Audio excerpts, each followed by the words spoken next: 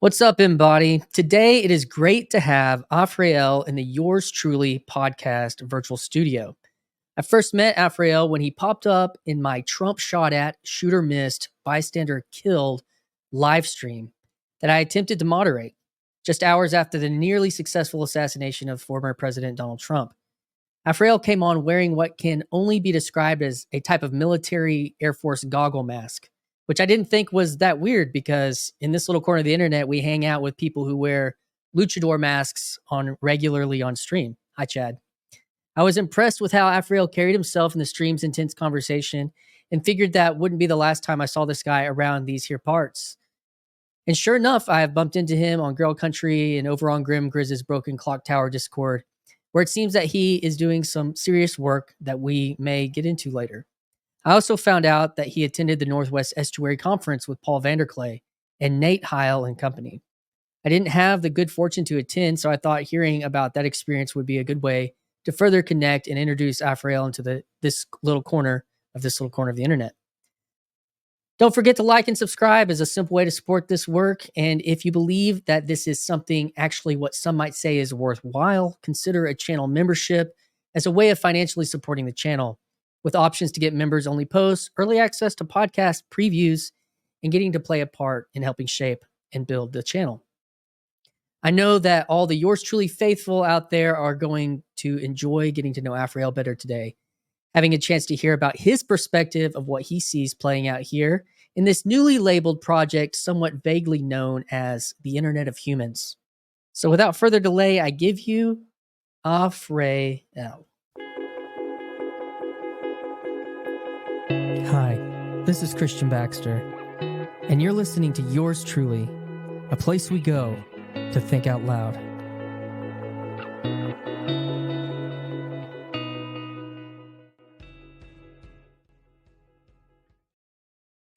Aphrael, we get the mask. We get the mask today. Of course you do. Cool, man. So, what is this part of just anonymity on the interwebs? Is that kind of the deal?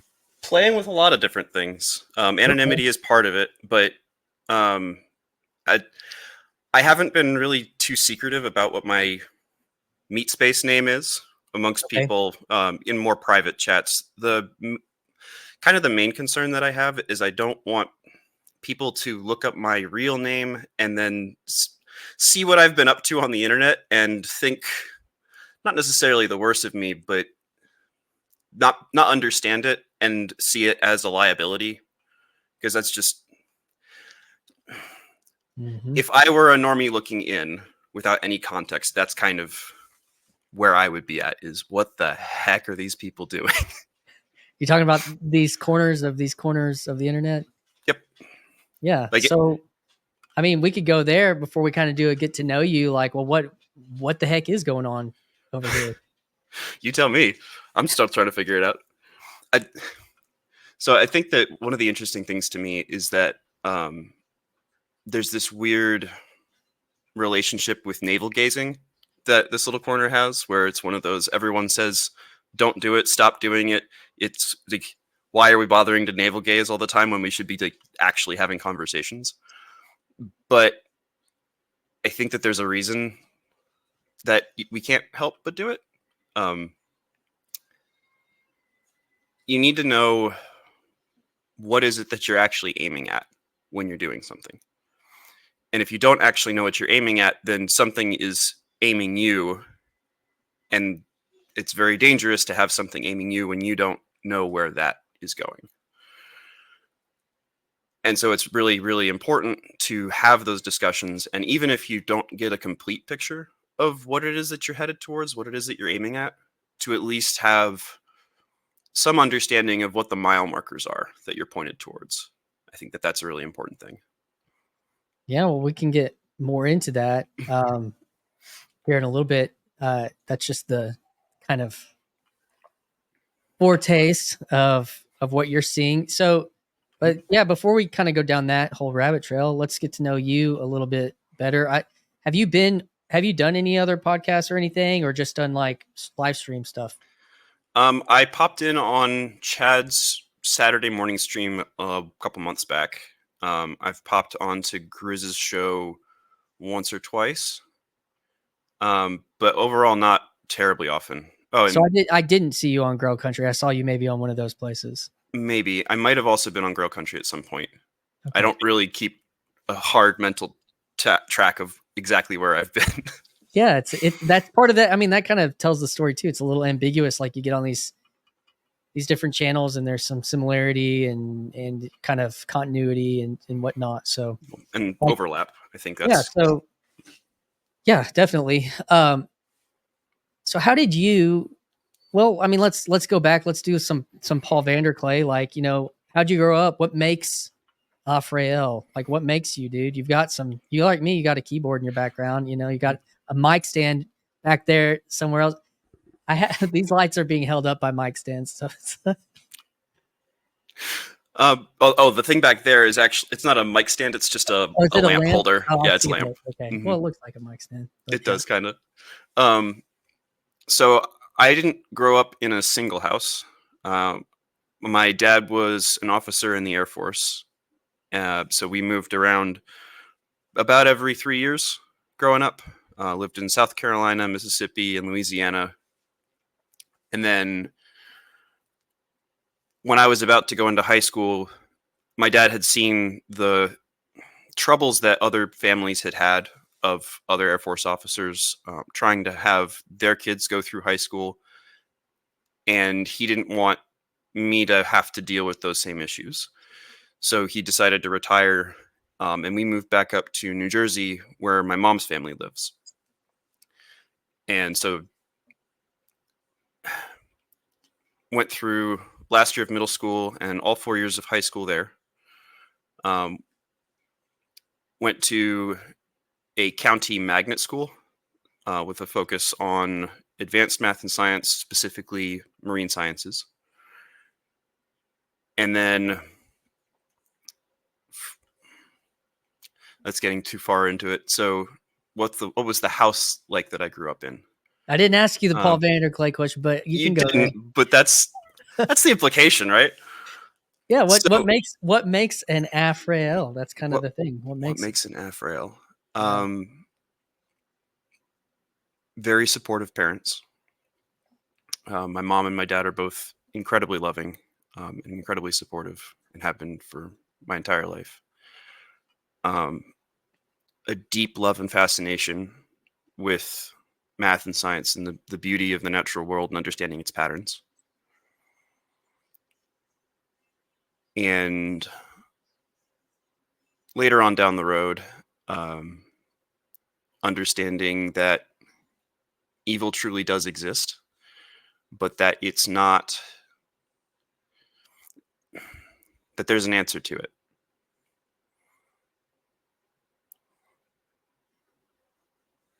Yeah. So how'd you find that answer? With a little help from Jordan Peterson, although Ah, not directly from the works that he was talking about, oddly enough. okay. The thing that I drew from his work, because looking back on it, having language to describe it, I was in a very Bertrand Russell mindset of the world is provable, and all I have to have is just the right set of axioms, the right logic to arrive at a certain conclusion, and then I can just understand everything there is to understand. That's just the way that this unfolds in front of me. And I was very much trapped in that mindset of, well, there's so much suffering, and more life means more suffering. How do I rectify this? How do I justify this? And the thing that I was missing is that the decision of life versus death is something that's axiomatic, that it's not something that's provable from prior axioms. It's not something that's provable from prior assumptions, that it is actually something that when you come to it, it's decidable. that you can either choose the pattern of the Ouroboros with the snake eating its own tail and eating it and eating it and eating it until it collapses back into nothing. Or you can choose something else. You can choose, and it's not necessarily that you know what it is that you're choosing, but it's a rejection of that collapse back into nothingness. So, I mean, obviously there's some philosophy. Was Nietzsche and who else was undergirding some of that? And how did you go from like math and science into full philosophy? It was kind of a parallel thing for me the whole time along. Those questions about existence and questions about just understanding, like, what those fundamental questions of like, why am I here? What is my purpose? What am I supposed to be? And I think part of that too was my dad's strong focus on making good use of your time, making sure that you're being efficient with the ways that you're going about things. And so that put kind of this idea in me of, okay, I need to, if I'm going to be good in this world, I need to make sure that I'm doing so in the best way that I can. Did something change like that?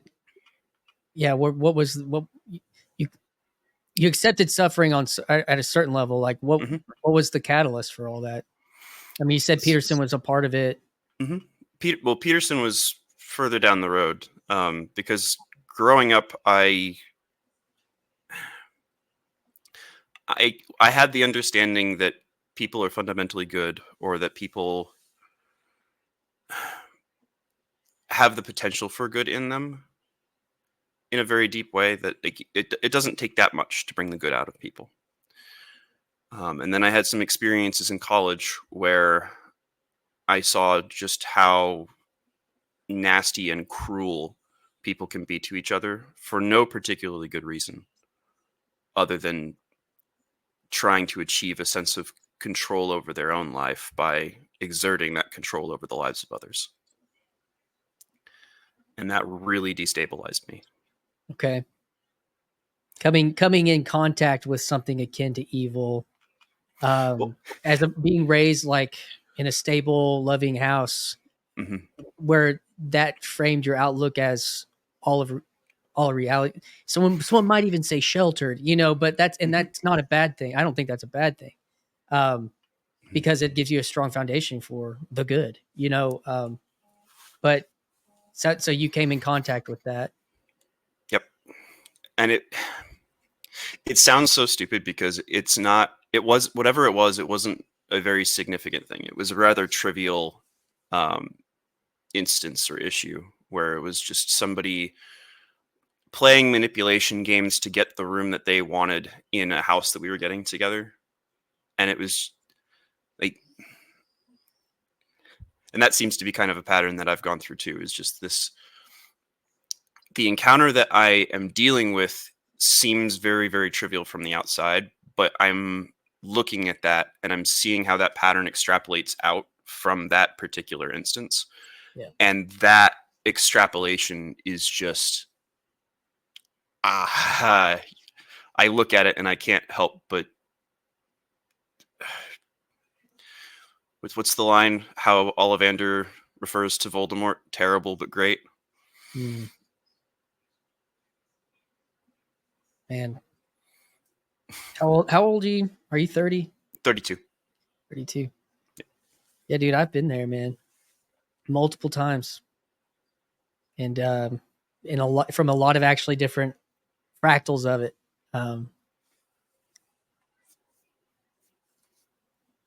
It's hard when you have those kind of, when it's so subtle and it's not like this blatant form of harm, it's like it's like invisible harm, and Yep. and it's so devastating. And it like if someone heard you say, which there will be a few people that hear you say, like it was about a room in the house, they're like, what's his problem? Yep. But like, you don't have to explain that to me. Like you don't have to. I've spent a lot of good money in therapy dealing with everything you're talking about. So with the trivial little things that add up over time that yeah, you man. do, you, and that's the worst thing, is that you kind of gaslight yourself about it, about saying like, oh, why am I making such a big deal out of this? Because it's such a small, insignificant thing that like everyone who is well adjusted would look at and be like, why are you making such a big deal out of that? Like that, yeah, they were being an idiot. They were being a terrible person for that particular instance. But why does that have to completely destabilize your entire perception of the world? Like, what's wrong with you? To me, that says a lot about your parents.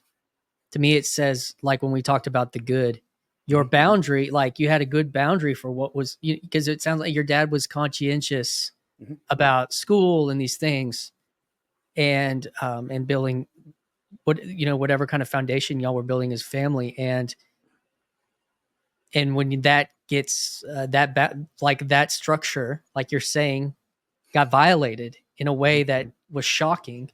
It's actually, I mean, if that was when you were in college, around a decade ago, like it's actually good that you were able to recognize that then, in my opinion.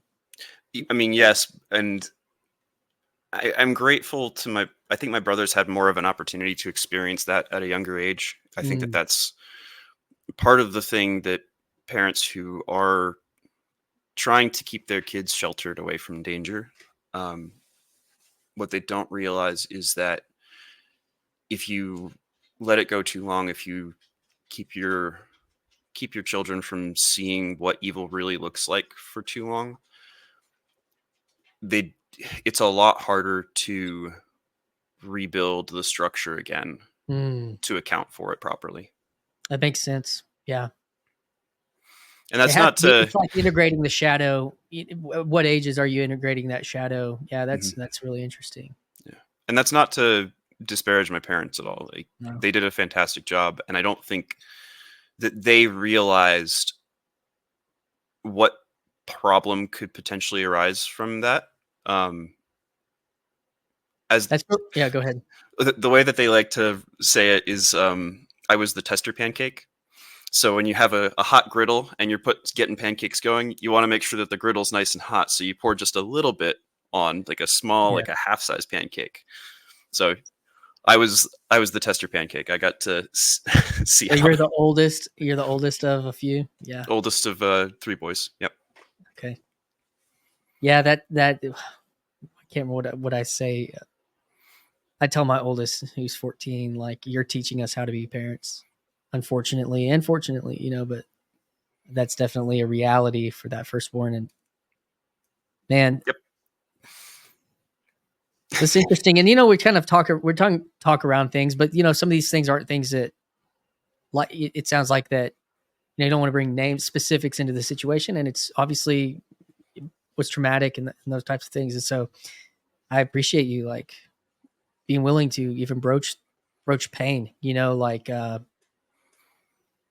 it's important. Yeah. Like, that was, this nicely ties the thread in with Northwestuary. That was kind of the vein of a lot of the discussion. And like, I forget, it was, I think, Michael Martin saying that, like, a lot of the focus of the conference was on trauma, and partly yes, but I think that the really important aspect of it wasn't just focusing on the trauma. It wasn't just wallowing in the trauma. It was, okay, how do I take this? How do I understand it? How do I reframe it to myself? Not to like, just turn it into a positive, but to genuinely glean wisdom from it, and to be able to then improve your own life through that increased wisdom, and to be able to improve the lives of others, to be able to help people who have either gone through the same things or are going through the same things, and to try and help let people know who are coming up in life, hey, this is some stuff that you might go through, and this is some stuff that other people might go through. And you need to be, I wouldn't say wary of that, but we'll get there. Yep. We'll get there. That's Okay. the That's defense against the dark arts and all Mhm. that stuff. We'll get, but before we get there, I'm curious. How did you land into the internet space that we're kind of inhabiting around already? Some of the channels we've mentioned, like Girl Country and Mhm. Chad the Alcoholic on Friday Morning Nameless and Grim Grizz. Like, how'd you find your way here? So I've been watching Paul Vanderklay for several years now. I wasn't on the very first wave of it, but had been following his channel for quite some time. Hadn't actually really been involved in TLC space though. Was vaguely aware of it through Paul's videos, and I had joined Bridges of Meaning a long while back, but I took one peek in it and I was a little overwhelmed. A lot of people who all already knew each other and were all having deep conversations with one another that had a lot of reliance on knowing each other. And it just was a little bit much for me at the time. And I still haven't really stepped into Bridges of Meaning proper. I'm not So, entirely sure why at this point. how did you people So, talk about like an on ramp, but PVK, and then like had you had you done any other live streams before you popped onto the mine a month or two ago? I Had you think been on? so. I'd done, I think Chad's was the first one that I was actually like on camera for. And I'd been poking around as a hive minder in a lot of other chats before that. So, Yeah. Yeah. So what made you make that leap of faith to come on, um, show your goggled face? I'd been thinking about trying to explore TLC space a bit for a while, and about trying to start writing, because I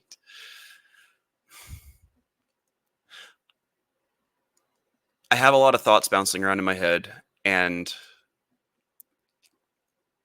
in the same pattern as you see a lot of other, like, and Paul in particular. So my wife, when we first started dating, made fun of me for this. I would watch videos on the internet as I was like playing a game or whatever, and I didn't know I was doing this because I'd been living alone until we started dating. I'd be playing a game, listening to a video, and then I would hear something on the video that I disagreed with or was upsetting or whatever. And so I would go and I would pause the video and I would just rant to myself in my room as I'm playing my game. And then I would go back and start playing the video again. So I've had a lot of thoughts bouncing around my head for a long time that I haven't heard other people saying. And there's two possibilities for that. One is that I genuinely have ideas that aren't being discussed, and I should maybe try and bring them up. And two is that I'm a crazy person, and that the reason that no one's bringing them up is because they're insane ideas, or we've already considered them, and this is nonsense. Go away. You're bothering us. And for whatever reason, I've tended to default towards the second as the explanation, even though, like, I believe in the things that I'm thinking. Clearly, otherwise I wouldn't be thinking them. But as far as actually trying to communicate those ideas to other people, I've always been very hesitant. And Why? I think Because you feel crazy. I think partly because I've had a lot of experiences where I've tried to explain things to people, and not just my own ideas, but ideas that I have gotten from other places that I'm fairly confident are true. And for one reason or another, that idea gets rejected by those other people. And What were those places that you were getting? Like, what were some of the that pushback. influence? No, the influence. Oh, the Yeah. Like the oh, like idea influence, what influenced the idea formation?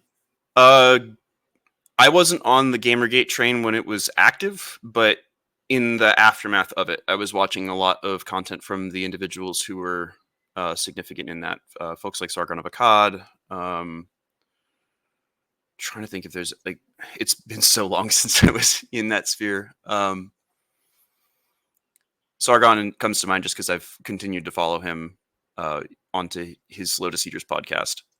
So, but what I learned from watching that was you can have two groups of people who have contradicting narratives, and if you want to actually discern what the truth is, you need to look into what both of those narratives are, and then you have to be able to discern, okay, who's actually telling the truth? Or is there truth on both sides, but one has a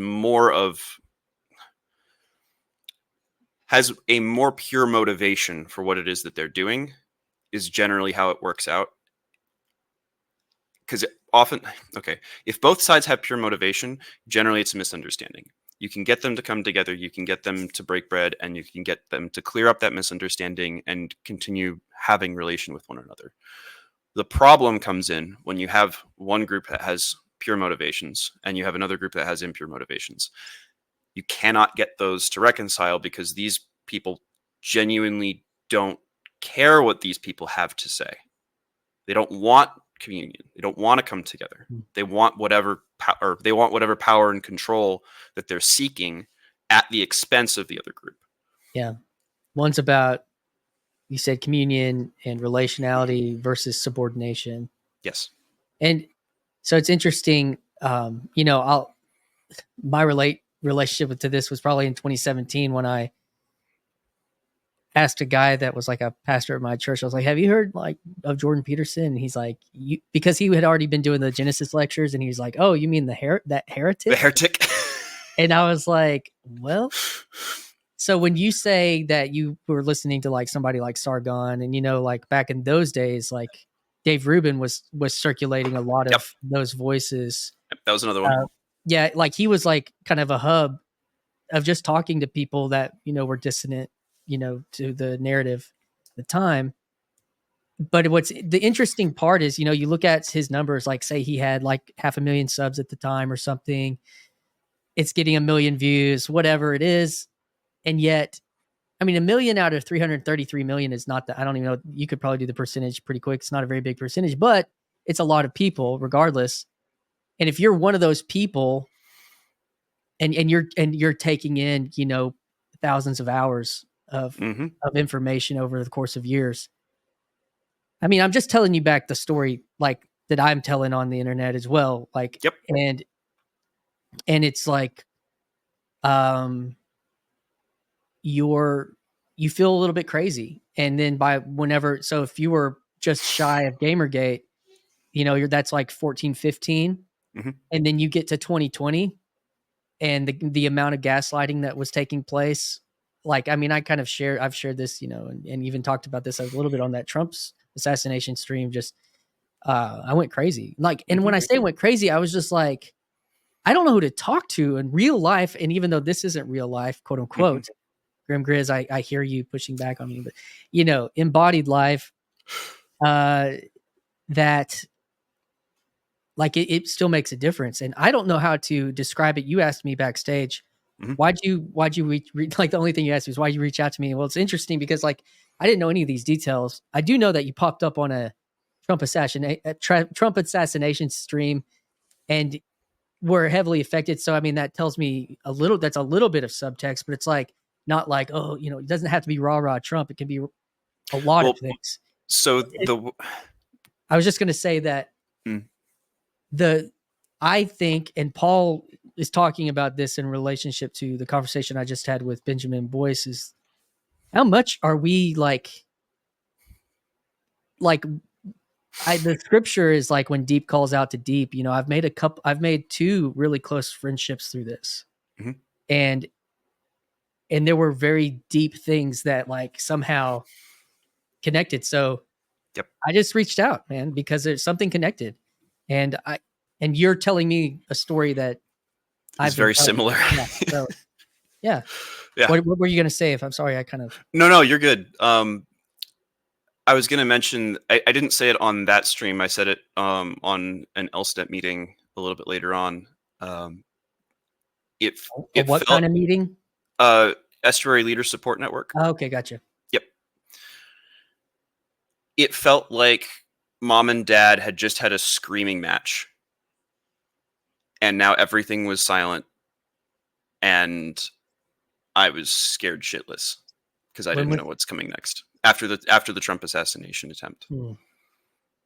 Because you have like it's still wild to me that this is just accepted as normal, that you have media outlets basically egging on any would-be attempters, and it's just, oh well, he's asking for it, look what he's wearing, and it's like, what? Interesting. It just, and the problem is, you're not going to get anybody who's in that sort, in the mindset, who's in under the influence of that mind control. You're not going to break them out of it purely through propositions. You're not, it's difficult to even break them out of it by presenting, hey, here's dissonance between what you're saying and what you're actually acting out. Like, these don't match. It's like, I don't care. Like, they're not going to say it in those terms. There's going to be probably some couching, some gishgalopping, some non sequitur, but eventually what's going to come out is you're not going to talk they're going to not want to talk to you anymore because of that experience. And so and I think that was kind of what I tried to say with Lance on that stream, was like, you just have to keep showing love. You just have to make sure that you do your best to humanize yourself to the people who are close to you, who might have a different opinion to you. And you have to understand that patience is going to be very, very necessary. That you can't, because I don't know what the road was like for you, but there's definitely been steps along that journey where it's like, oh, I used to believe this, and now I believe this, and now I believe this, and now I believe this, where I'm progressively getting further down the road, and I might not have been amenable to certain lessons at earlier points. I might not have been capable of understanding or been willing to listen. And so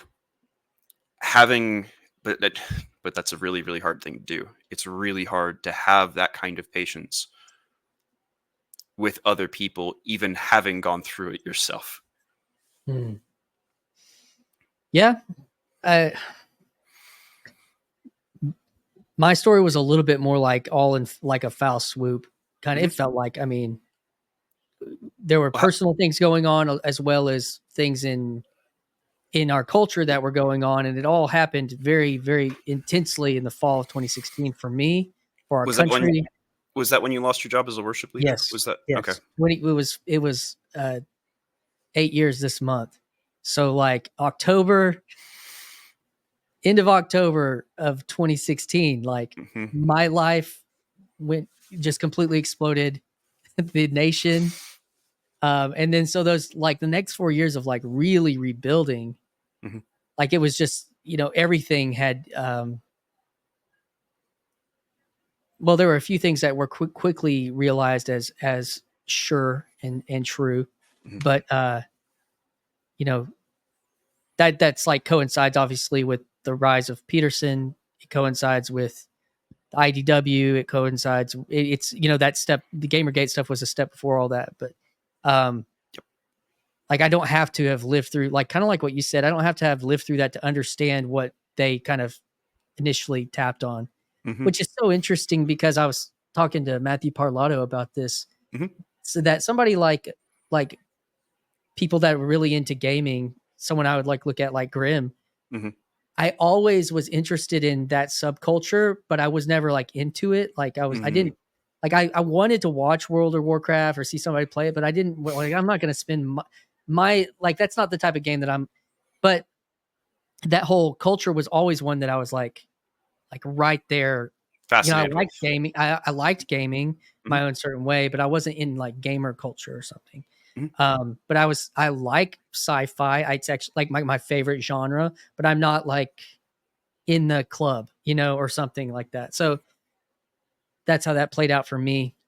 Like you were saying. And yeah. And so like as this, like, hop onto this line, of, and we can transition this into the estuary conversation because it's part of the same thing, which is, I mean, my meme is, and I've seen it other places, like with even people I've interviewed, like Andrea with the banks, like she had it's like thinking out loud, like so just what you were hitting on so much in that part of your story was, I'm thinking about, I've got some serious ideas and I'm thinking about things, but like I'm kind of afraid to talk about it, or when I have broached it, it's just like, what the hell are you talking about, man? Or like, are you a conspiracy theorist and blah blah blah blah blah? Or is that heretic? Well, the meme of whatever that is, and so it's the yeah, programming that gets put into people's heads that gives them the ability to dismiss anything that's outside of the narrative. That's what that is. yeah, and so. Do you think that is part of this corner? Do you think that's an integral part of this corner? Yes, I really do. Explain to me why.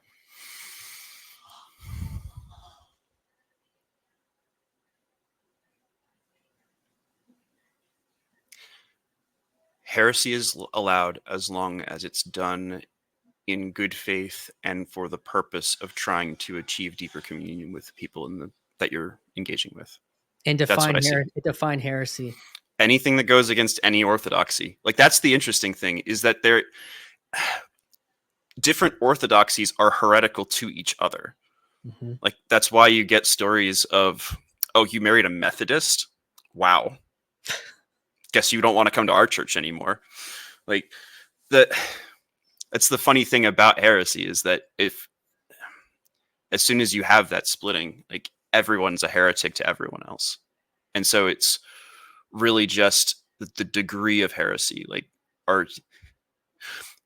it's one thing to say that infant baptism is okay. It's another to say that you're a Unitarian, right? So but I think that what a lot of folks have realized in the corner is that, in a very Luke Thompson sort of way, people are trying to work through the things that they're thinking about. They're not trying to be heretical for the purpose of leading other people astray. They're not trying to be heretical because they want to be the usurper or they want to serve the usurper. It's like, no. That's not what this is. This is people genuinely having questions and genuinely wanting to work through those questions to whatever the true answer of that is, whatever that true answer is. And not feeling like they have the support of their community and their organization in order to be able to have those conversations and questions. And I think what's interesting about that is the part that it's public. I think that's not like necessarily hit on, at least recently. It may have been in the past, but that's what I kind of talked about with Sam Tiedemann in our conversation on here. Was, I think when you have a couple of hundred people publicly tell their story to Paul Vanderklay, the amount of therapy of what it does to confess those things, to maybe profess those things publicly. And I'm not even talking about necessarily faith things, but just our story and our opinion. Like, holy crap, I'm not alone. Yeah, holy crap, I said that and I survived. Yep. And I don't want to use that word too, and not just survived, but thrived. Like, there's people out there who actually want to talk to me as a consequence of that story. Even ones who disagree with me, even ones who think that still think I'm a heretic, right? But even though they think I'm a heretic, they see that I'm moving towards maybe not the same end, maybe not the same telos, but a similar enough one that we can walk on the path together. So, I mean, you mentioned probably 2 to 3 years with Vanderklay, and probably more than that. Okay. When would I have found him? Probably 2018. Oh, and I actually had, so my @designator on YouTube was not my real name, but the display name was my real name for quite some time. So around November of last year, I was home for a cousin's wedding. and to celebrate Christmas because home's on the East Coast and I'm living on the West Coast. So you kind of got to make the best of the time off that you get. And while I was home, I had dinner with one of my uncles, and I'd been thinking a lot about, okay, should I try and participate more in this thing? Because like I have this intuition that I should be, but I'm not really sure. I have this intuition that I should be writing down some of my thoughts, but I'm not really sure. And so during our conversation, he was being encouraged of me writing, and then kind of in a weird way that didn't really fit into the conversation, he was like gesturing about of like something could be over here or over there or in a little corner. And it's just like, a what now? Neo's White Rabbit. Just a really, really weird synchronicity. And then the Matrix. Yeah. And then I forget exactly what the timing of it was. But shortly before or shortly after, I found out about Paul Vanderklay coming up to Battleground, Washington for a short little event. And so I got to go and meet him in person there, and we had to split out because there were way more people than anyone was expecting. And I got lucky enough not just to be in his estuary group, but to sit next to him in his estuary group, which was an absolutely tremendous experience. And also another one of those like, oh, yep, okay, I'm hearing you. Yeah. And so after that, I mean, you started commenting, and then in this last year, you started to visibly participate. First thing I started to do was just poke around, because I was completely like, I knew of some people's names that Paul had mentioned, but like I didn't really know who to like try and get my feet wet with. And so I was trying, I was like, this Grim Grizz fellow has been mentioned a lot. I'm going to take a look and see what's up with him. And like, I had no idea that his main medium is live streaming as an artist. I did not know that was what was going on with him. So I just went to his channel. I pulled up a video of him talking with Sanjuro-san, and I watched that through. And while he was talking with him, he referenced but did not name a particular work that I had come across independently that was very, very interesting to me. Kind of deep. It's the quote unquote new age bullshit that Grizz ascribes to. So I was reading through that. I came across that video and I was like, holy crap, I need to talk with this guy about this, because it was one of those things that was ringing true to me that I know would probably come across as nonsense to most other people. And so it was like, okay, I have an opportunity to actually talk about this with somebody who doesn't think that it's nonsense, who clearly thinks that there's something more going on with it than just the inane ramblings of someone channeling or pretending to channel somebody or something. And I sent an email. I realize now in the aftermath, and I've mentioned this a couple of times, but I probably came across as a federal agent trying to like stick my nose in where it didn't belong. Nobody's more of an agent than this guy right here. Okay. Agent Baxter. Agent Baxter, what makes you so sure that you're the most agenty agent in the corner? Because that's what he calls me. It's because when I hopped onto the scene, I already had a studio and I had no comments anywhere. Okay. So you were clearly had some backing from somebody. That's how you. My own shadow cabal, and he. I mean, I think a lot of people were like, "What the hell?" Like, I've gotten a few insights to some text threads that went around about this Baxter guy. He's not doing this right, and he's too. He's glowy. Grim made a few videos. He's like, glowy Baxter over there, and he calls me Agent Baxter still. He did it even on this recent stream. He did he referenced my little, I mentioned him somewhere, and he referenced it, and he said, for the agent deck. I claim, but yeah, I join you in that line of agents that have been a little bit like a little glowy coming on the scene. Yeah, a little sus in this space. It's fun though. you know? It is. Well, and I think that there's some level of unavoidability of that, especially for somebody like you Normie, were.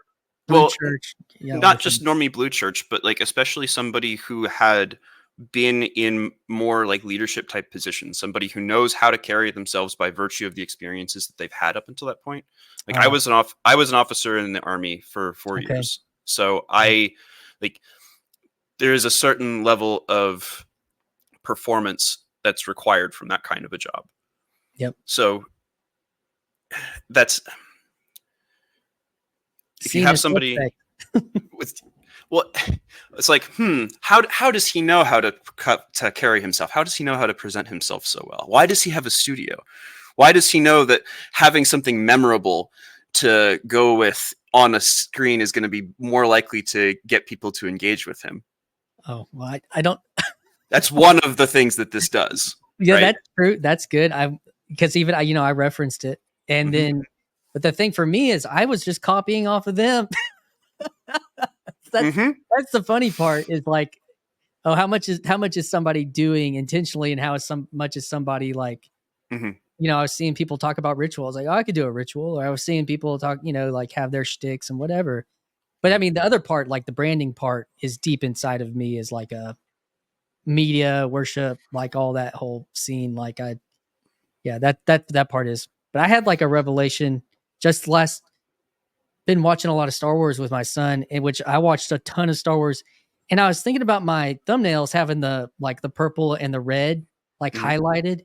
I was like, oh my god, that's the lightsabers. Mm. And it's like just was like why am I going with that? I don't know, because partially because I'm colorblind, but the other part is because I was like I think that's in there somewhere. Mm-hmm. I think that's anyways. Well, and That's that's go ahead. no, it's all good.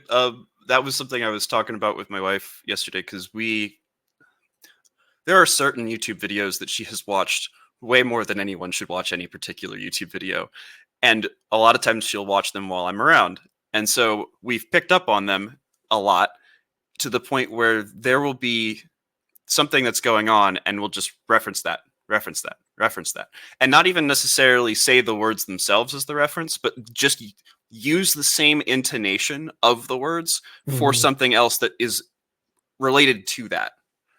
And It's your own memes. It's it's your your own own memes memes. together. Yeah. The wild thing is when you realize, when you take that and you extrapolate it out, and you realize that all language is just forgotten memetics. Mm. Well, that's the thing about, we've talked about Grimm a lot to speak to Mm-hmm. his influence, but like shortly after getting into this space, because I started playing around with memes and stuff, like it Mm-hmm. was a huge, like, just creative burst that came forth for me on this. And then, I took a little bit of a break, but like the thing I realized about Grimm was like that he kind of operates on a very close to the mimetic level. Yep. That's kind of just where he hangs out. And that was a real revelation for me because, I don't, but, I can see it and I can catch on pretty Mm-hmm. quick, but that's not where I live, Mm-hmm. so. Which I think that's part of the reason that I was as drawn to him is because I'm Mhm. not there's it's hard for me to say because it's hard to tell when someone's than you at something and how much better than you they are at something, because Mm. if you could like there's certain things where you can see ahead of where you are, but it's not always trivial to do that. So I think that there's some things I'm ahead of him, something he's ahead of me. But gosh, I love playing on his stream.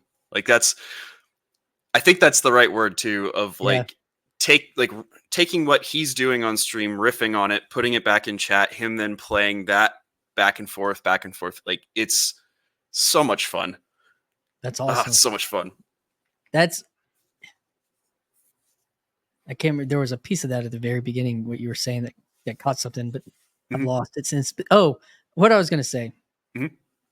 you're you're a millennial, but you're a young millennial, and I'm pretty old millennial, Hmm. and part of like when I watch people like What If Alt Hist and Redeemed Zoomer, who are like straight up Zoomers, like hard, just like some of the more talented YouTube Zoomers, like I realized that because they you know, when you're in that phase, which you're kind of tilting out of a little bit, but like, but you have some of it too, which is like the even more native digital, even more native to social media and even now AI, Mhm. that the access to getting closer to somebody who their like mimesis formation was through cable news, television, and books and movies, Mhm. but they're an expert at it at 45. That what these young guys, and I would push you closer to that space, have as an advantage to getting there quickly is just internet slash AI. Like, and It's an accelerant.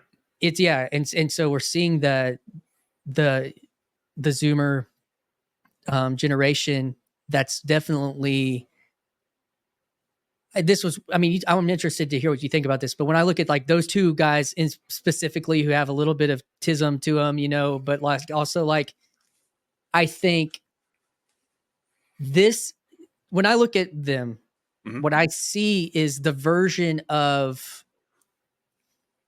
and those are my only examples. I'm sure there's more out there, but Mhm. the versions of something like these are the next generation.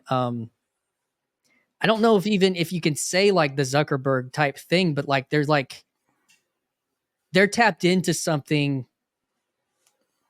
Yep. that no generation before has been is able to will be able to harness like what they are right now because of their age and their experience and their as I don't know, what are your thoughts on that?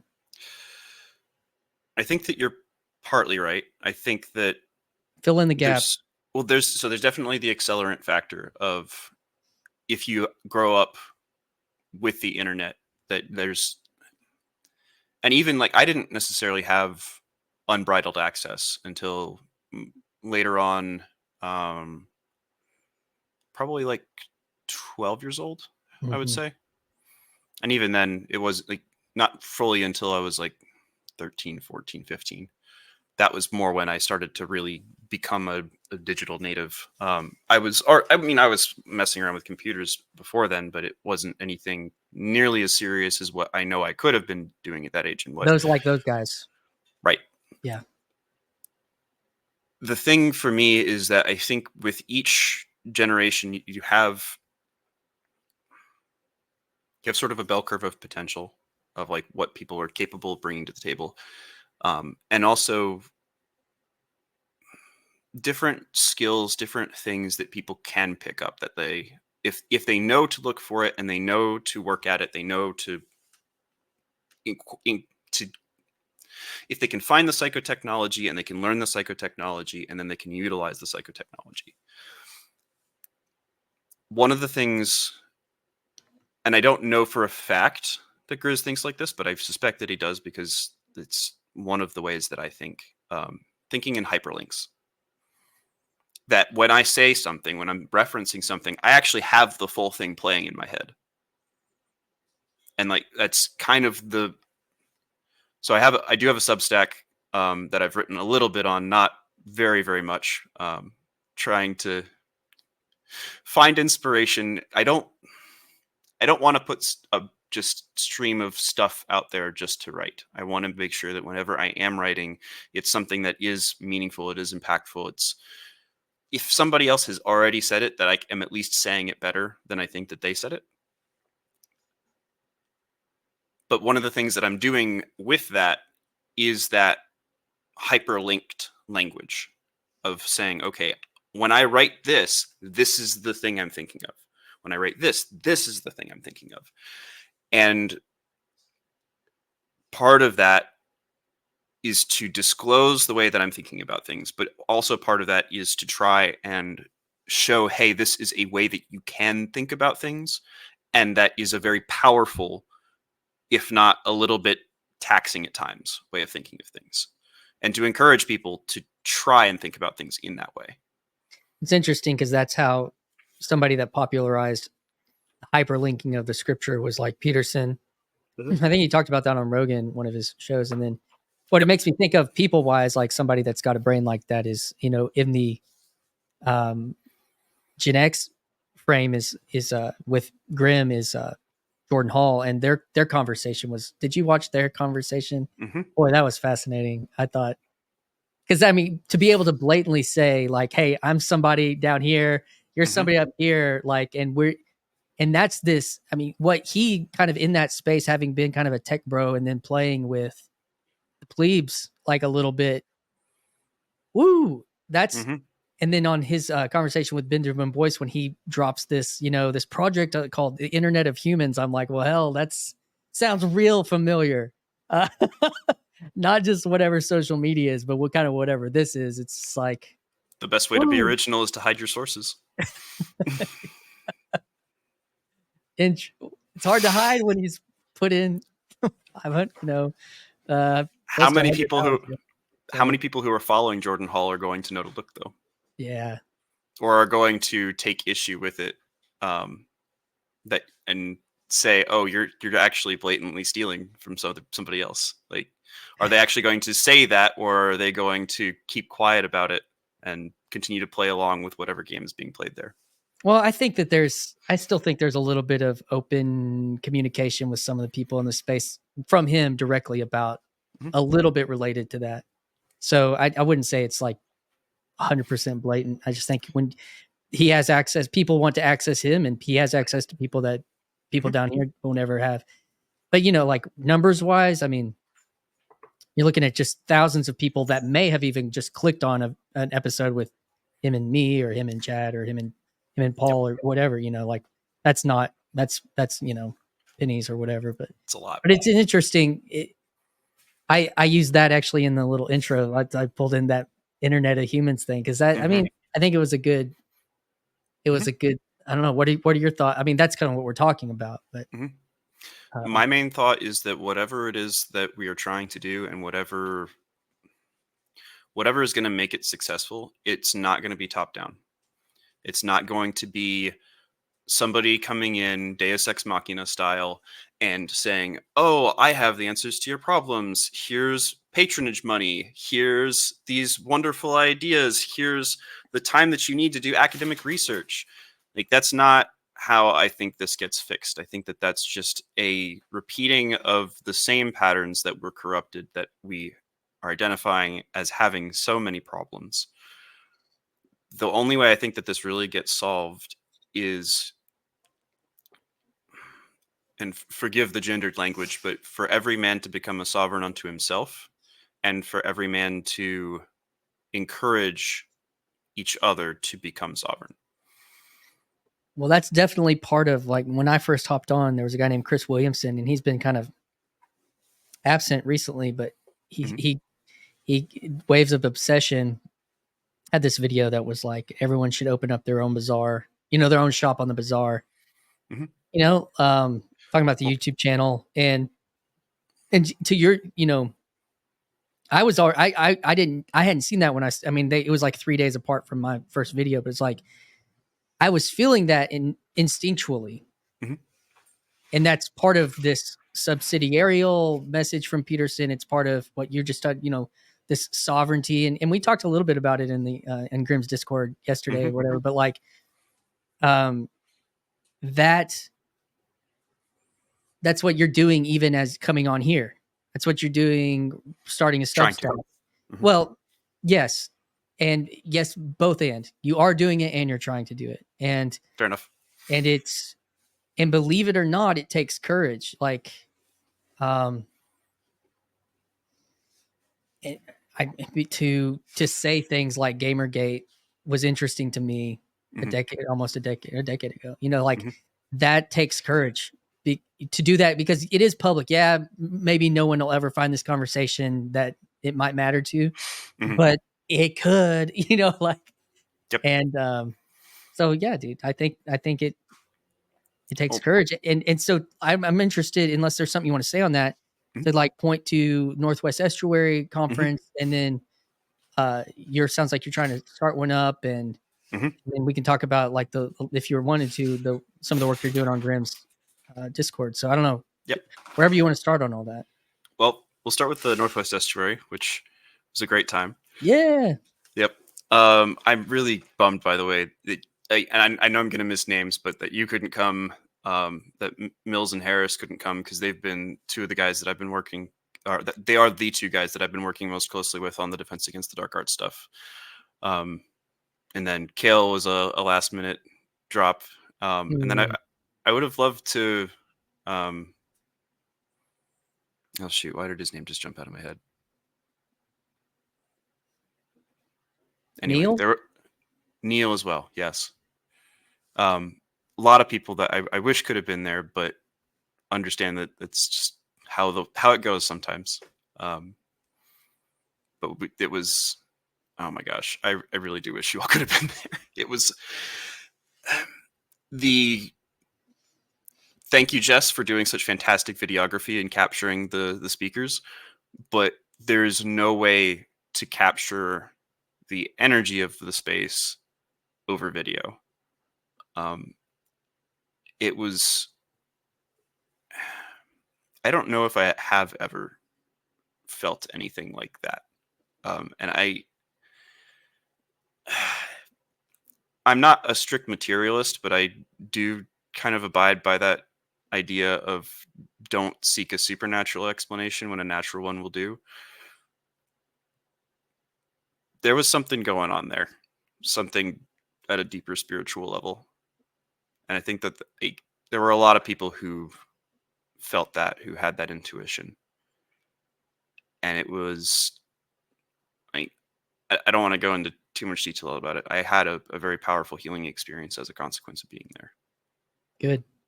So, and it was, I think Paul also hit it on the head with, it wasn't a conference where everyone was there to talk to the speakers.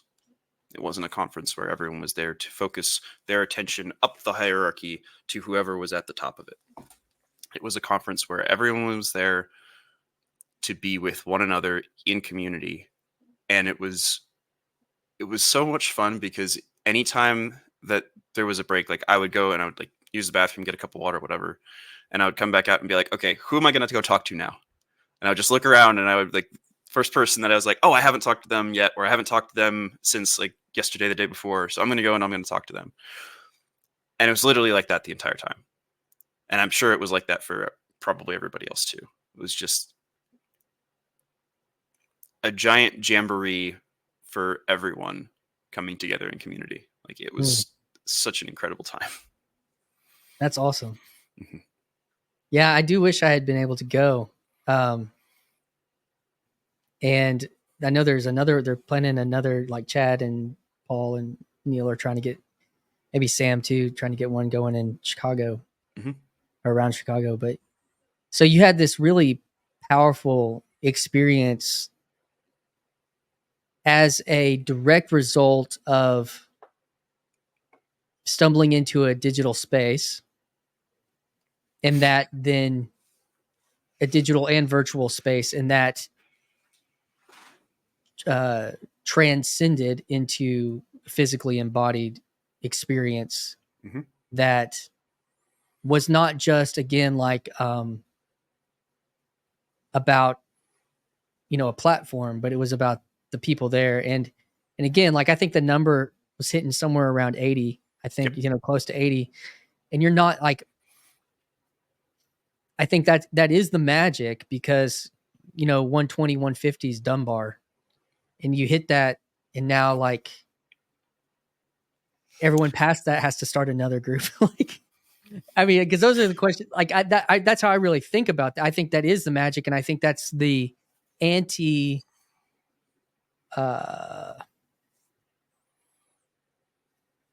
Whatever. Well, no, anti-capitalist, or I don't know if I'm pretty good capitalist, but like what I mean is like the growth for the sake of growth.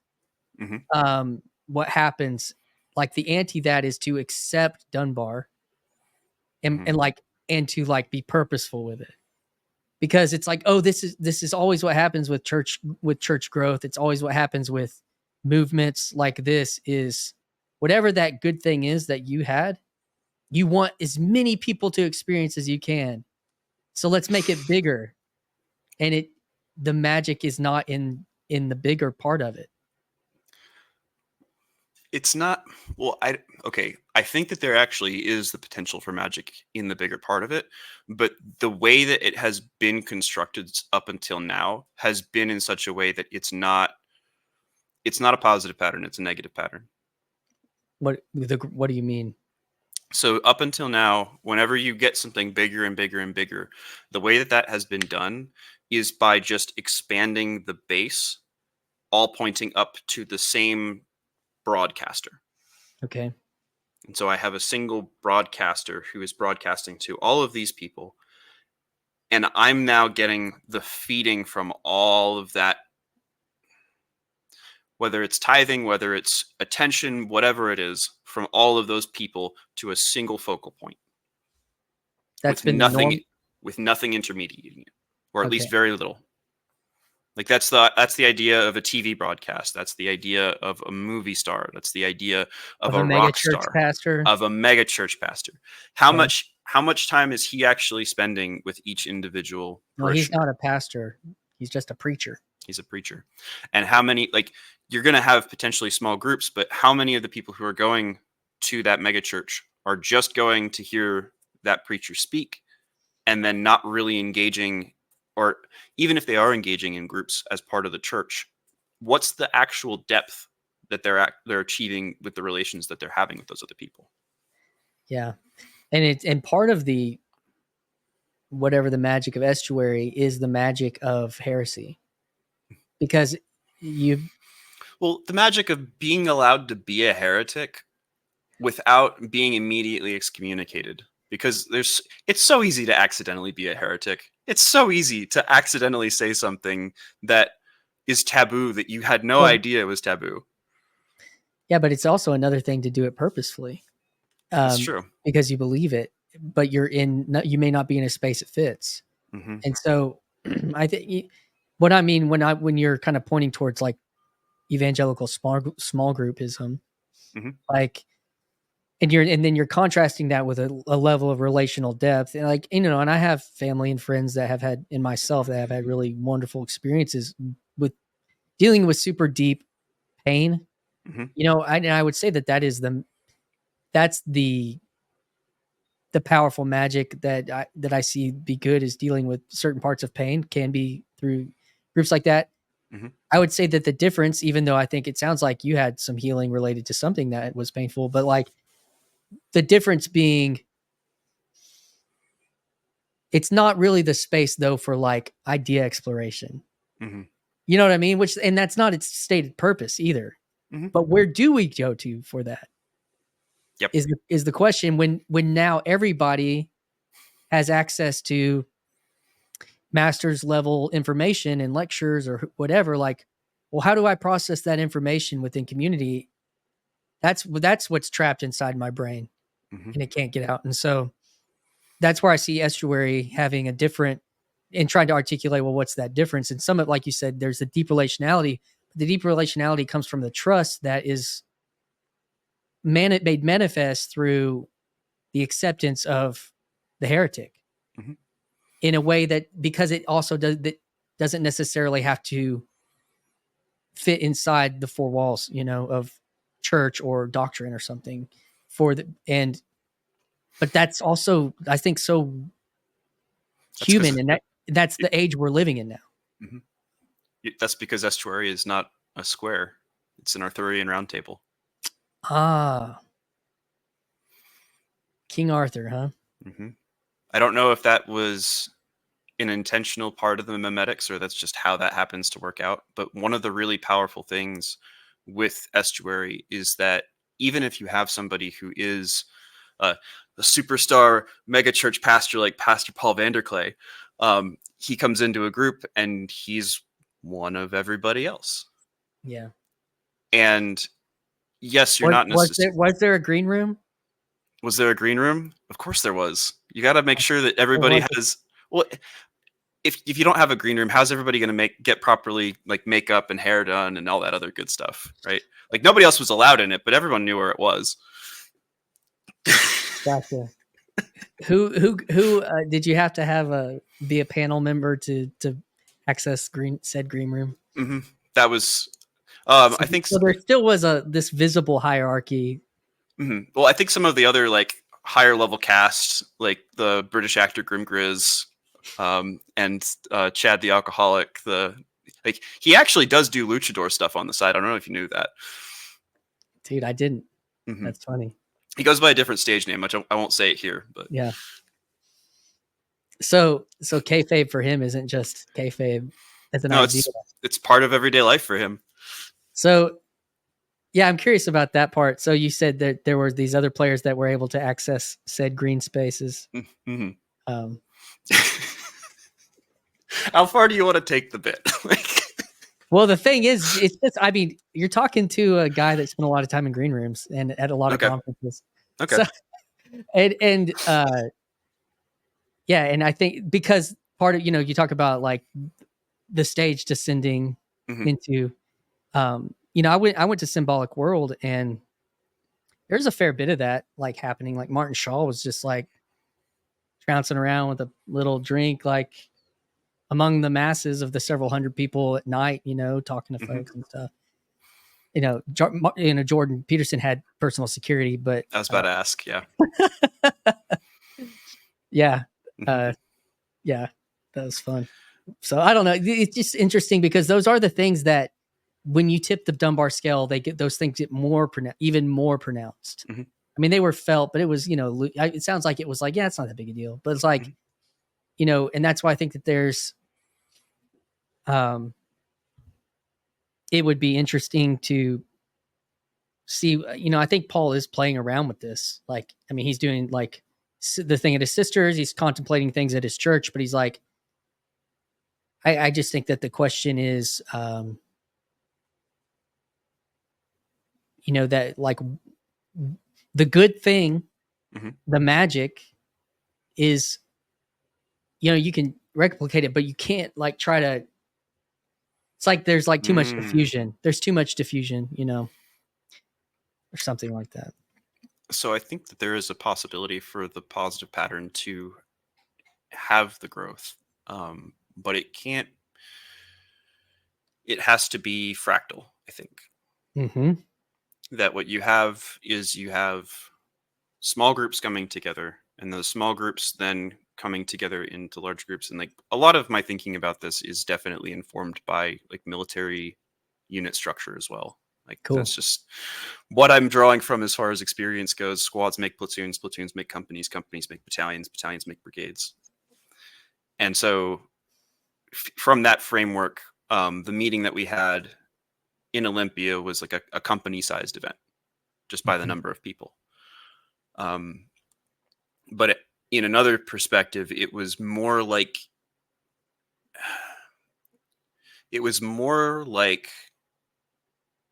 a meeting of like higher level people in a lot of ways for a whole battalion.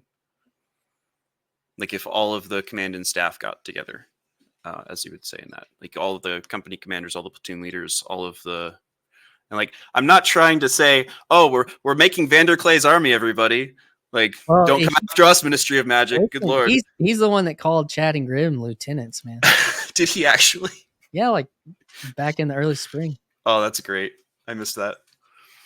But yeah, it's in General Grim Grizz. Well, that's self-described, but he's got some learning to do. Tried using some basic army terminology with him, and he had no idea what I was talking about, and I had to explain it. Like, it's fine if you want to be the general, but if you want to be a general, then you're going to have to learn some stuff, friend. That's funny. So you had a really excellent experience. It's got your brain thinking. You said you were in a leadership, like the estuary, one of the leadership meetings, and I guess that means you're trying to get one going. Where you're around. Yeah, we're currently me and a friend of mine from Bremerton here. We're trying to get one going down in Olympia, or we've been going down to Olympia to Nate's estuary for the past couple of months, and we would like to start one in Bremerton proper. So that's kind of the direction we're moving in. We have a place that we're thinking about. I need to get in touch with them and see if it's available. But that's kind of where we're moving as far as that goes. I think that that's part of this. Is like one of the words that I've used to describe what I think I see is going on is mycelial. That it's like a fungus or a mushroom kind of spreading out. And I think part of that is going to be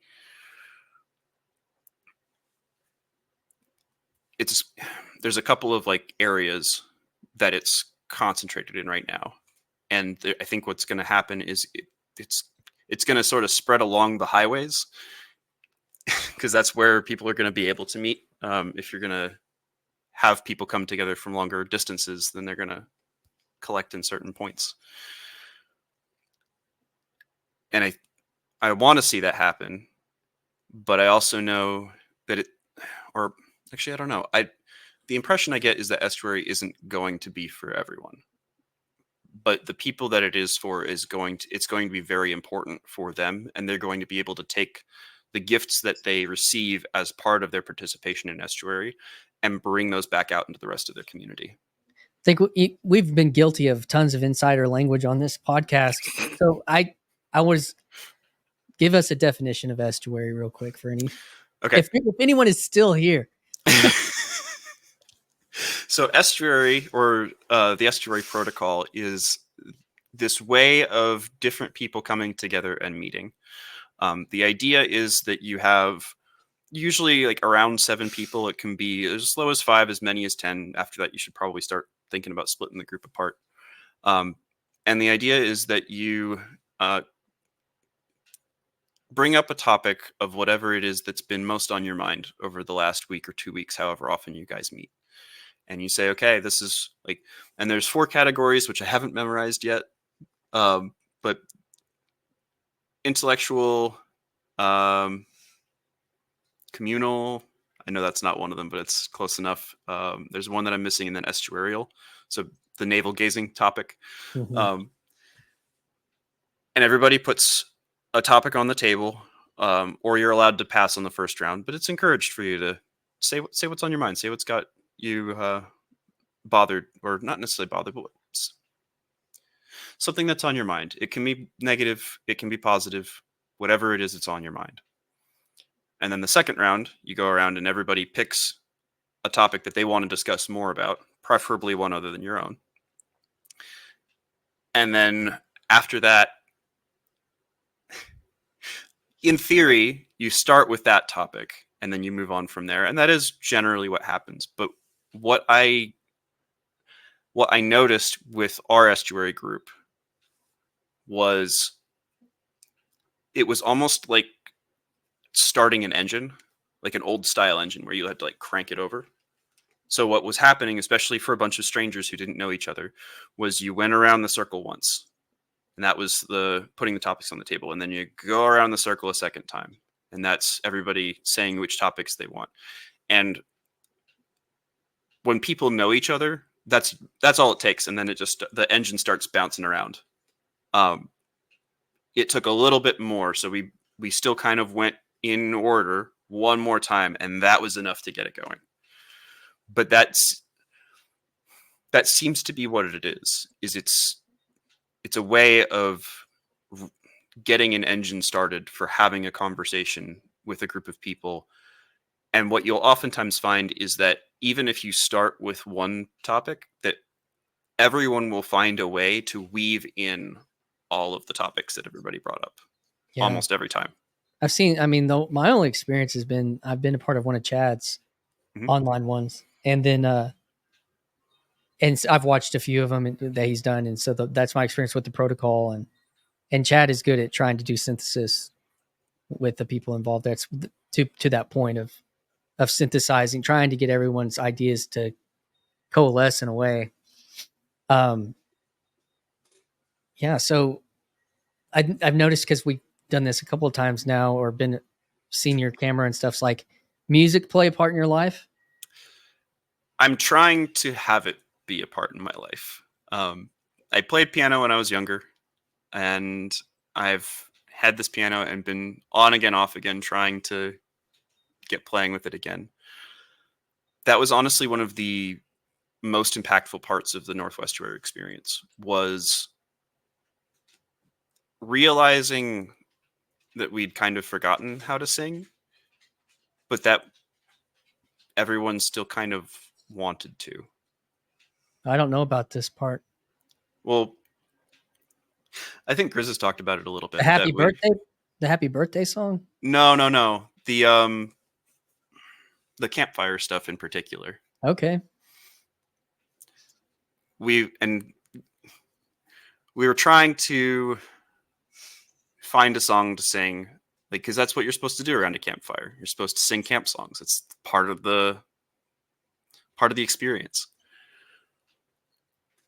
And none of us could really think of a camp song, and none of us couldn't think of a song that everybody else knew. And so we started taking turns, taking out our phones and just singing a song that we knew, that even if nobody else knew it, we're at least trying to get this moving in the right direction. We're at least trying to sing. And then Raj starts doing Rejoice by Andrew Jackson Jihad. And enough of us knew that we could pull up the lyrics, and we all joined in. And it was, like, as far as I'm concerned, that song was the theme song for the Northwestuary Conference. That's cool. Yeah. I mean, that there's so much there with unison, unifying, even from the military with cadence and my background with, corporate singing. It's hard. It's still hard to get a song. I led some songs at church today, and it was hard to get a song that, like, it's hard to get 3 songs that everybody knows. Yep. Well, and part of that's just because people don't sing as much.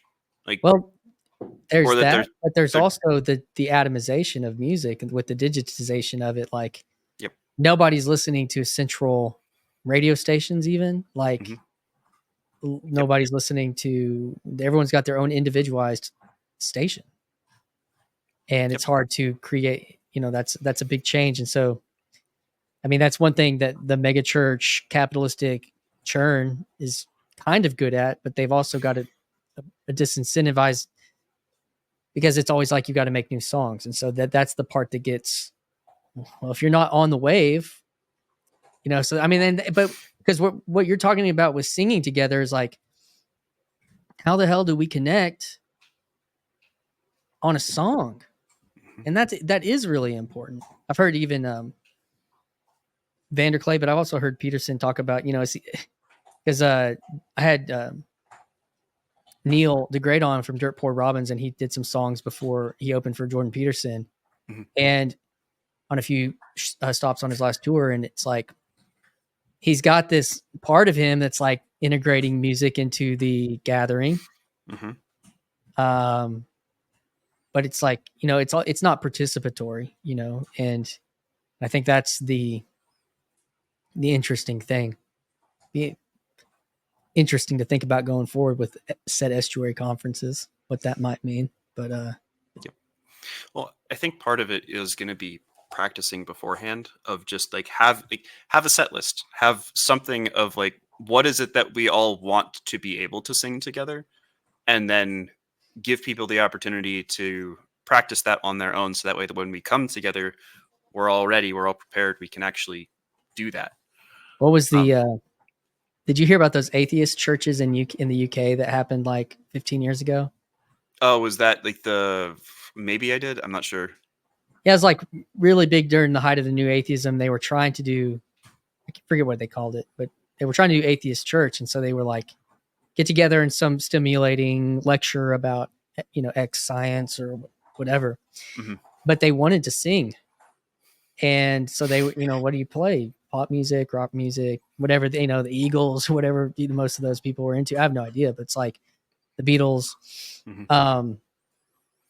And they didn't really gain traction, but it was like people that, and I think estuaries, I mean, is downstream from a lot of this, because it's a lot of the wake of Peterson, to use another Grim Grizz term, is the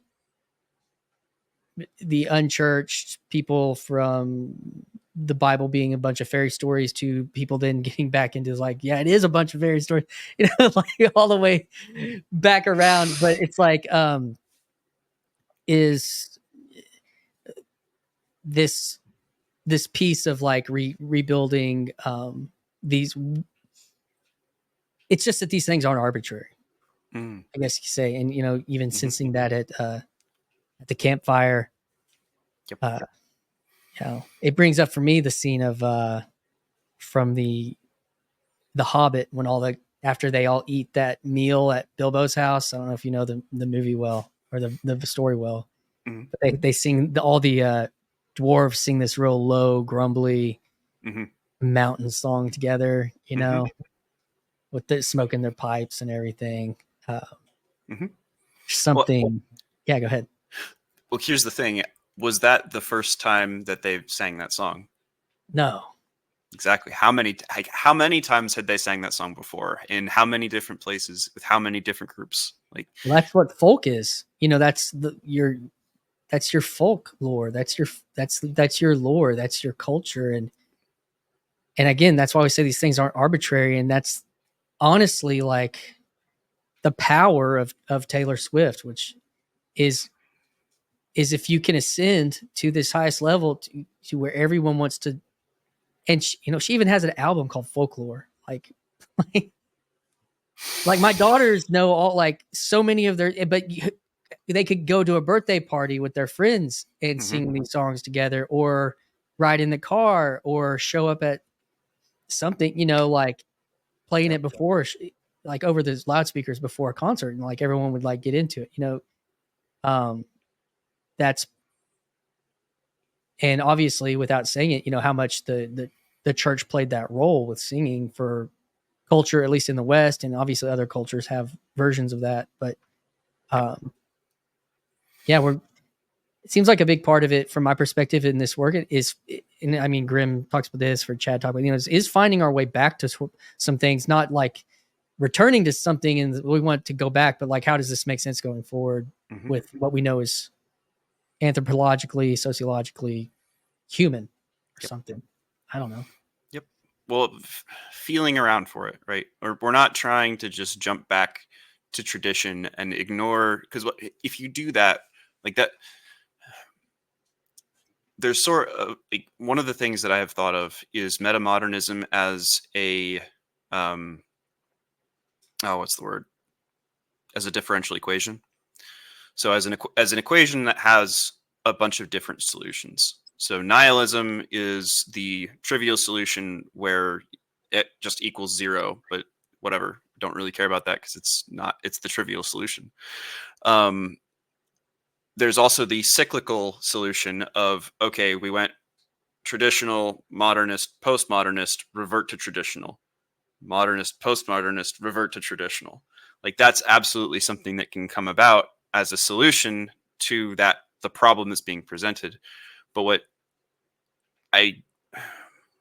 I'm trying to do myself, what I'm trying to encourage others to do, what I'm trying to look for is, how do you take all of those parts, the traditionalist, the modernist, and the postmodernist, and weave them back together into something integrated that tells a holistic story?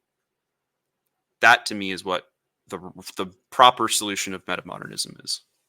Yeah. So did you listen to the Dempsey wave through the TLC? Not really. I don't know. One of the things that I put on Girl Country recently, because somebody who was coming into the space was, I'll just say, Graham Pardun was like, "Oh my gosh, there's so much going on here. Like, there's so much content coming out. Like, how am I supposed to consume everything that's coming out, much less go through this giant backlog of stuff to try and get myself up to speed?" And the answer I gave him is the one that I've been trying to do for myself, and that's just watch what speaks to you. Don't feel obligated to watch it all. You're not gonna be able to watch it all. Like, that's just the reality of the situation. So trust the algo. Trust algo. Like, unironically, algo is, or at least whatever part of algo is watching this space, she knows what she's doing, and she's doing a decent job as far as I can tell. Yeah. It's interesting. Sometimes I'll be like, it'll keep serving me up something again. I'm like, I'm not going to be interested. The few times that I've taken the chance, I'm like, well, damn, there's, okay. If she keeps Interesting. trying to get you to watch it, you probably should watch it. Graham's a cool dude. I had him on podcast back a few months ago. We're supposed to have another conversation. It was kind of another follow up, like to Estuary, that I was looking forward to. I saw that. I listened to most of the one he was with Sherry on Girl Country the other day. And by the way, shout outs to Sherry for doing as much debrief and decompression work as she did, because that was very much needed for people, I think. Yeah, it always is.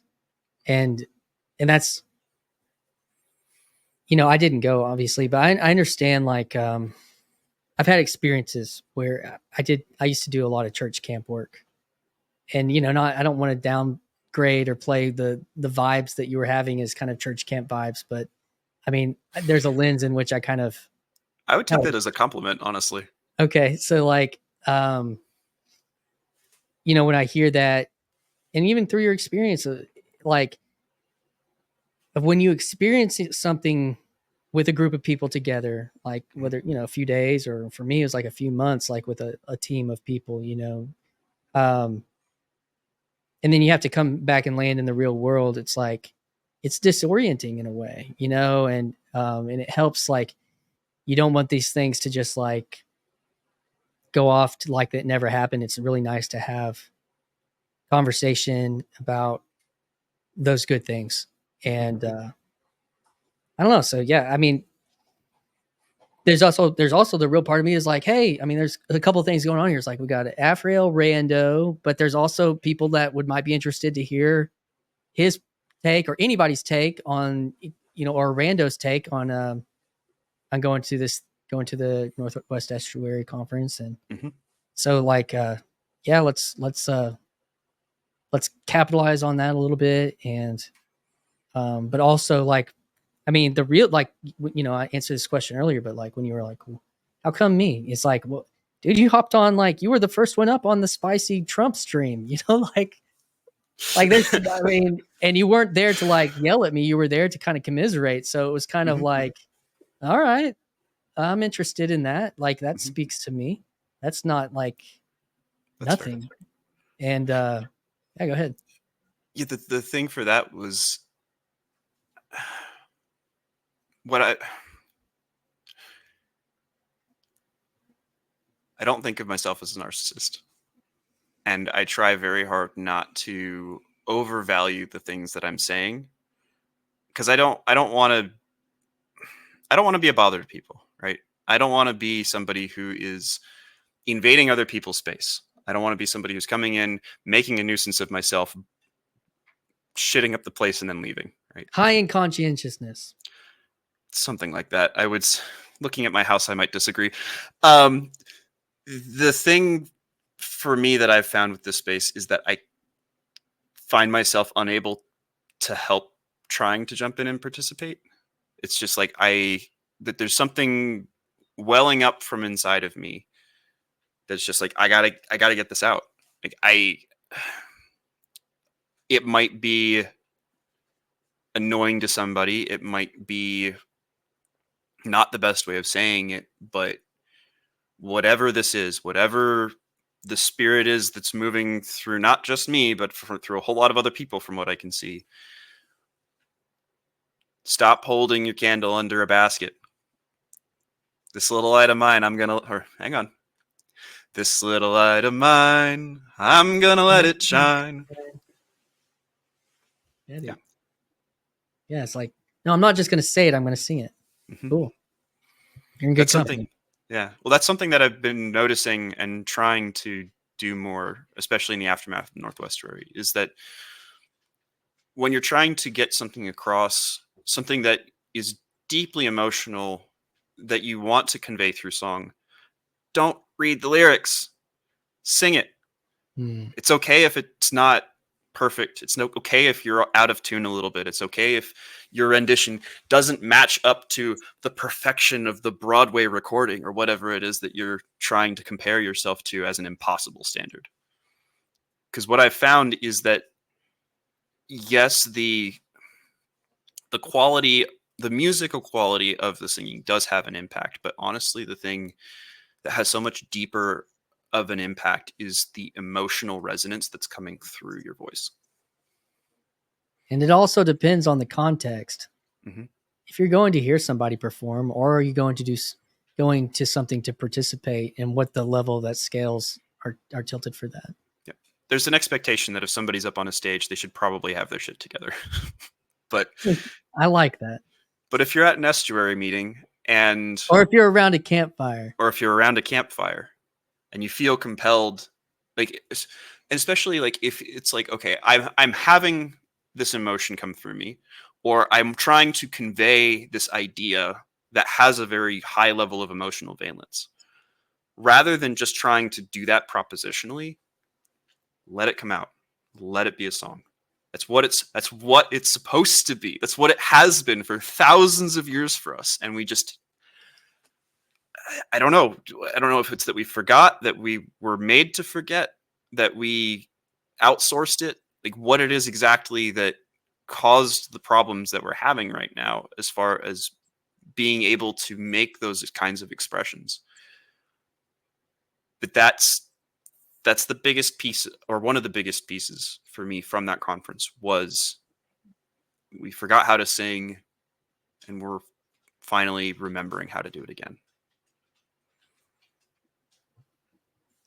The last part of that had me thinking about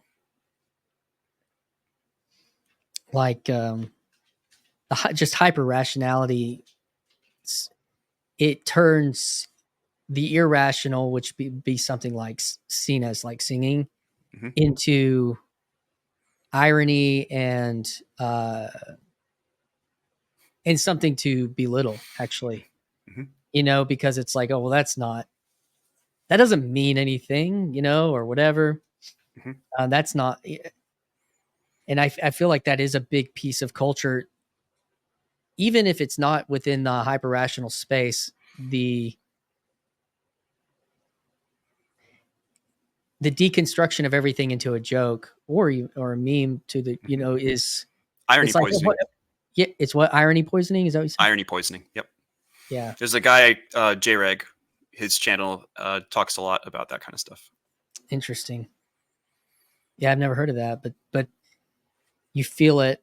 And it's hard if you don't, like, if you can't, like, maybe you mentioned like me carrying myself in a certain way or something. If you can't carry yourself to perform it, then there's like that's the only space where it's people will find it acceptable. And it's like, well, there's another space we've abandoned, and it goes all the way through our society. It's at this base level we've talked about, or it's at a lower level of the fractal, I guess, like home, agape, and there's like a certain, there's like about trusting, you know, all those things they're in short supply, and it's like it seems like, because I've heard several stories of this. What's fun about these conferences is that it's actually like you're missing out if you don't take the if you don't to a certain level, you're missing out if you don't do the camping model of attendance. Well, and not everyone has to be at the camp. Like, I think we only had like 15 or so people at the camp out of the 8 or so. That's a pretty good number. But there's other considerations that you have to keep in mind with it. Like, some people are going to be older. The speakers are probably going to want to get proper rest in an actual Airbnb or a hotel. Not stay up till 2 a.m. Like, not stay up till 2 a.m. Doing certain things that might make you not feel good the next day and whatnot. I don't know. I think they're just a bunch of party poopers, personally. So you're not going to be able to have everybody participate in the camping, but I think having that as part of it for the people who want to participate, I think that's a really important aspect. That's cool. Yeah, man.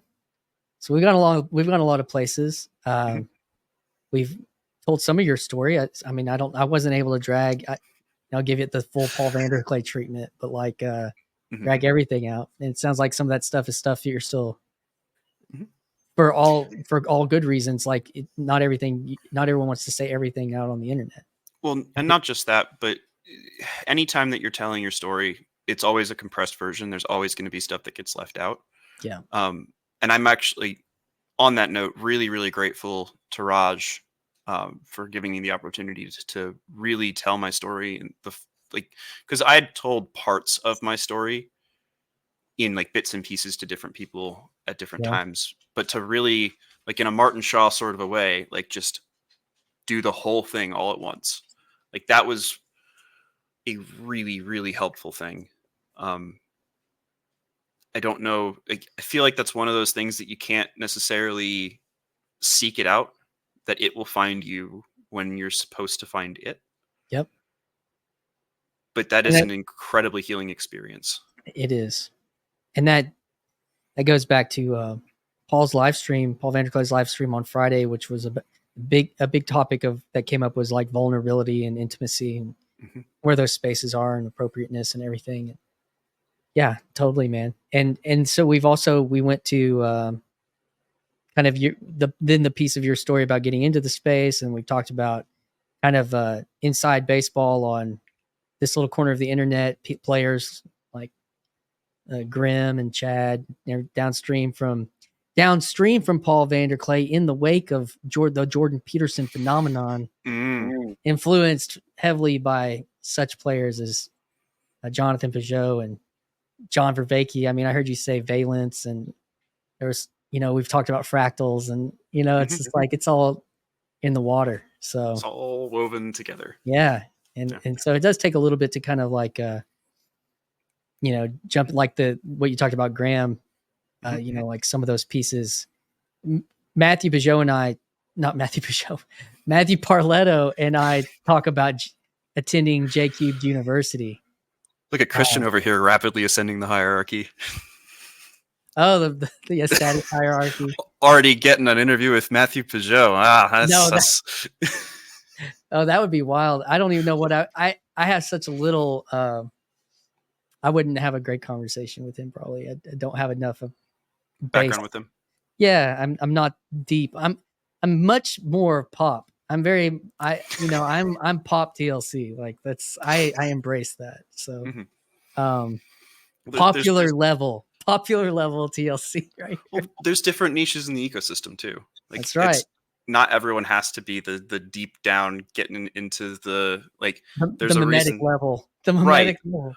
Well, not just the mimetic level, but like the different zones of mimesis that you can even start to look into, whether that's the more religious aspect, the more psychological aspect, the more philosophical aspect. Yeah. Like Karen's so much into here's this interesting, Karen from the Meaning Code is science and art, but like heavy on the science. And yeah, I'm heavy on pop. So, but popularizer, that's I think part of the deal, and that's actually coming in.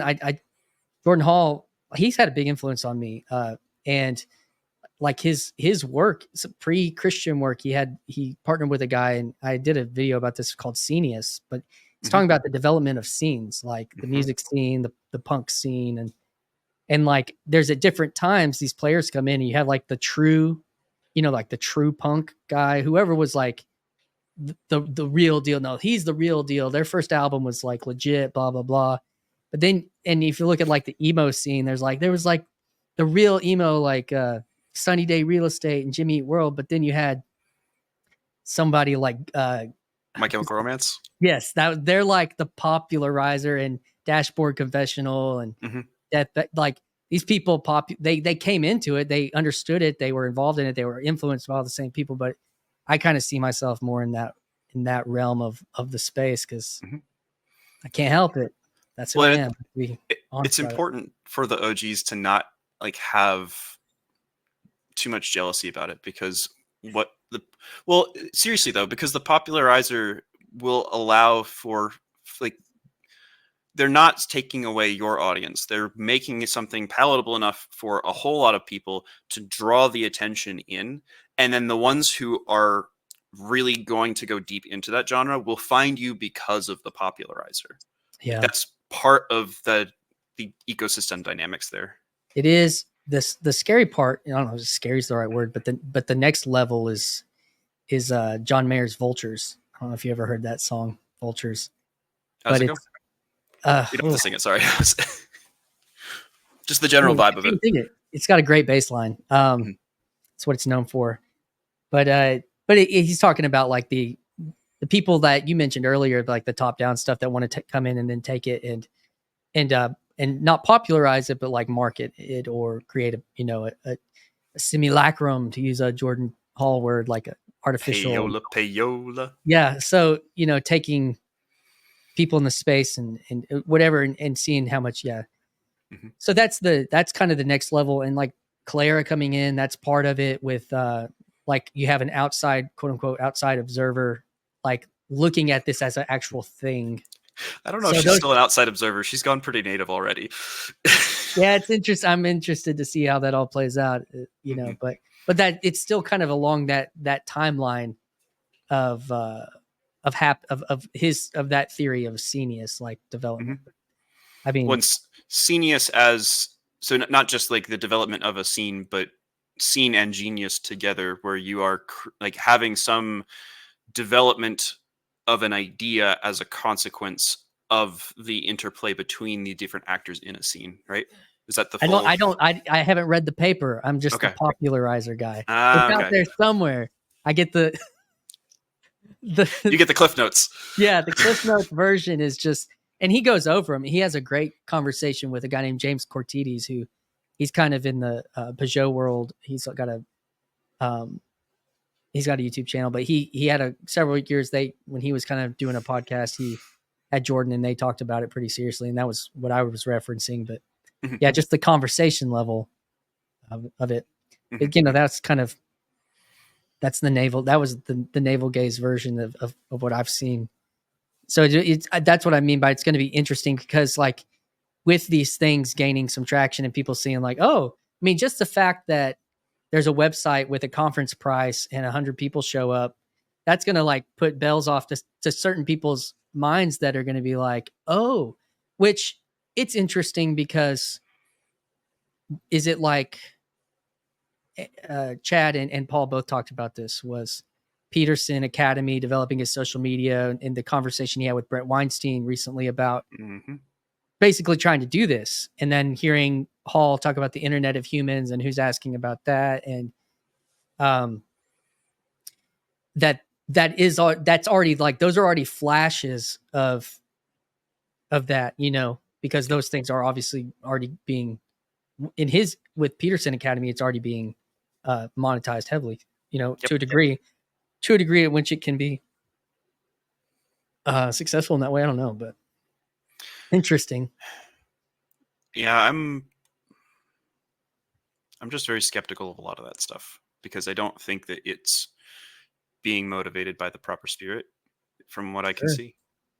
The thing that I see that is so very different, and like a lot of people, T-Grog, looking at you, it's like, oh, you guys just worship the ground that Peterson walks on. It's like, I don't know if you've been keeping up with the space, but there's a lot of stuff that people are either very critical of Peterson about, or just not even really addressing him as much anymore. That there's a lot of other things that the focus has been directed towards. And I don't like, some of that's just because he's gotten a lot of the stuff that he has out already. And so it's difficult to continue generating new stuff that keeps people's attention.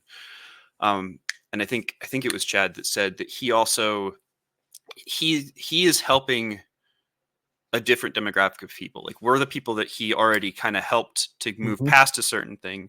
And now that we're past that, we're like, you don't keep learning algebra over and over again if you're studying math. Well, right? I mean, here's the reality. Some people won't take him seriously unless they pay $4,000 to hear what he has to say. You're probably right, but at the same time, I am 100% right, because I know people that have done it. Because who wants to listen to a grainy lecture from 2014? I'm not saying all of them, every single one. That's my point. But if we are a group of 1 million people that did that, and there's 50 million people that would actually have interested, but they're like, no, if it's free, there's got to be a catch. What's funny is is the catch that it's, that it is free. Like that's Mhm. that's what's wild. But that demographic is probably a little older than us. That's true too. And it's, but I think that's important. Like if you, because you take somebody like Michael Sartori's version of boomerality, Mhm. and it's like if you can get that demographic to take him seriously, that's like bringing more people into a certain fold that, again, not to worship the ground he walks on in the sense, but it's like they're like, no one's denying whatever good is good, that is good there, that's been beneficial. So Oh, you're listening to The Heretic? yeah. You sure about that? There's plenty of people who have issue with that. But that was all before it. Yeah. So what's funny, so many people talk about how crazy this election cycle is. I just don't see it. I mean, other than other than just the attempts on Trump's life, 2020 no big deal, just was so much more intense. By the way, I think that on a popular level, like on a level, if you aren't downstream from Gamergate, like in 2019, 2020, I'm like listening to, say, Steven Crowder talk about the election or something. Like that's still a really small percentage of, but now 4 years later, people don't realize how downstream they are from that. And that's what, now you have the Robert Kennedy and Tulsi Gabbard, like those demographics are much more, quote unquote, would have been much more mainstream, not paying attention to those people 4 years ago. Now, so that's what I'm saying, is there is a huge demographic of people for Peterson to continue to impact on certain levels. There's a snowball that started out and it slowly gained size and momentum until eventually it's become an avalanche. And it's hard. Like I feel so late to, oh, you're starting a podcast. Oh, great. Yeah. Another one of those guys, or even like to even this space, like the people that have been doing this for 3 or 4 years, 5 years before I was even connected to it. But I think sometimes I have to remind myself, I still think this stuff's kind of early. Like the internet of humans in this little corner is kind of early. Even if it isn't early, like even if we're like, there's the, what is it? The sigmoid curve, I think. So you have like, it comes up and then it flattens out again. Yeah. Cause it's based off the colon. Is that why? No. It's, or maybe the colon name is based off of it, actually. The sigmoid colon. I'm sorry. The sigmoid colon? Yeah. I'm not picking it up. It's a part of the anatomy. Oh, okay. But you're talking about the shape of it. Yeah, yep. So go ahead. Large intestine. Do you always derail your guests like this? Go ahead. Sigmoid. We're holding on. We're holding on. Sigmoid. You're so one of the hard parts of that is trying to figure out where exactly you are on that curve, especially like when you're on the first part of it. It's like, okay, when are we hitting the inflection point of this thing figuring itself out and then settling out into a new steady state? I don't know exactly where we are on that curve. I suspect that we're still before the inflection point. But even if we weren't, the reality is that there's new people being born every day. There's new people who are coming into their journeys every single day.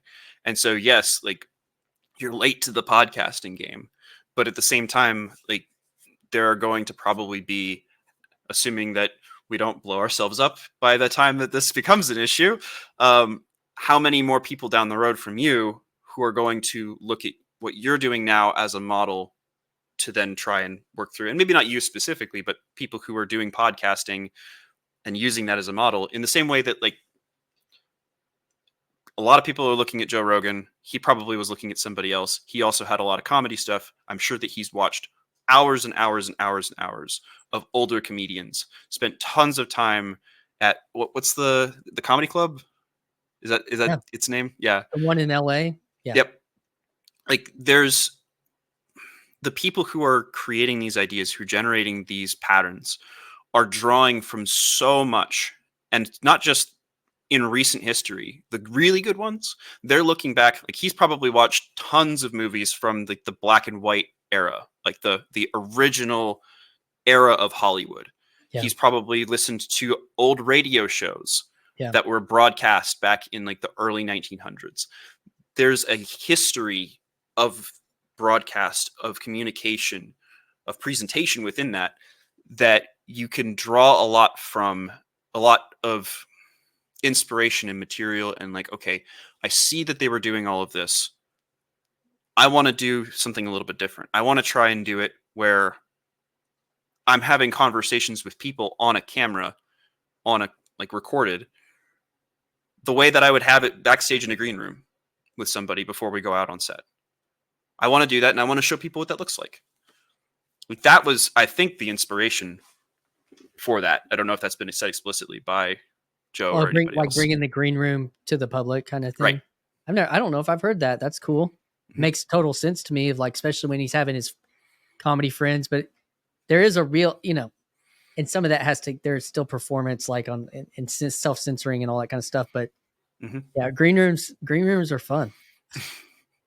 They're fun for bands to feel cool in, and to be amped up, like before something really exciting is about to happen, which, I mean, I guess you could say something like the release of a podcast to millions of people, like, oh man, there's a lot of energy there. That's interesting. The funny thing is that there's now a green room for the green room. What do you mean? There's probably a green room for Joe Rogan's podcast. Yeah. Oh yeah. Very meta of you. Yeah, man.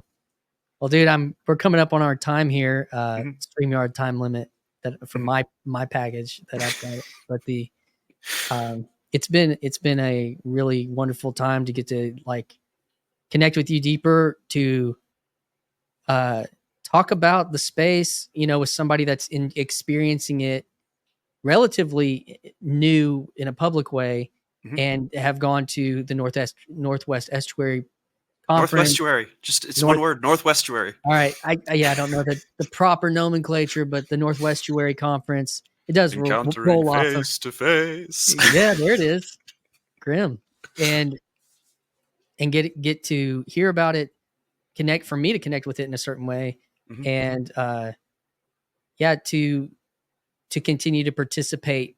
You asked me about like in the Discord conversation we had yesterday about what does it mean? Like, I don't want it to sound bad, but like, you're like, how do you build something and it have integrity? Is like, well, you're not purposely always trying to reach up, like I just had the biggest guest on my podcast. Yes. The last one and like, I think it's very appropriate that this one is somebody that's never been on an official podcast. So I like that. And that's meaningful to me. I'll take it back and I'll give credit to Alan, the corner citizen, Alan, who challenged Paul, should I keep doing randos? And Alan was like, if not for the very sake of example. And I heard that. So thanks for being a rando with me today, even though you're not totally a rando, but to what degree that is in this space and what that means, because it's a big part of, I think, of what it means to be a part of this space. So yeah, dude. Well, I'm sure there'll be a next time we bump into each other in these here parts. So I hope so. Dude, I'm gonna knock us out here, but thanks again. Thanks for having me. Oh wait, can I do? I'm playing with ending branding. Goodbye then. Be safe, friends. Don't you dare go hollow. Nice benediction, my friend.